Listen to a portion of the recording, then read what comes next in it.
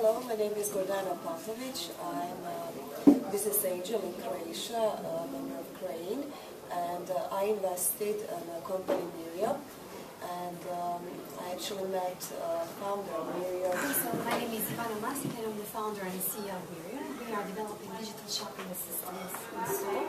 It's a combination of in-store application, mobile application, as well as interactive immersion. And the whole project is,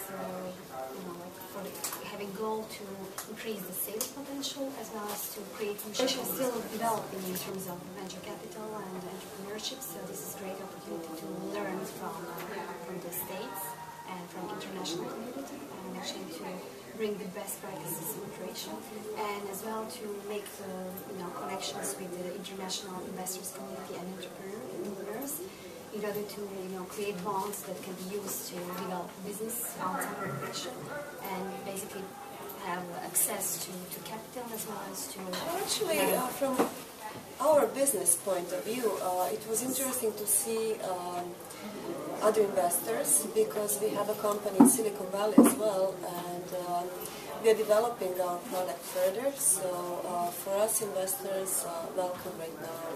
So actually it's good to get some connections here.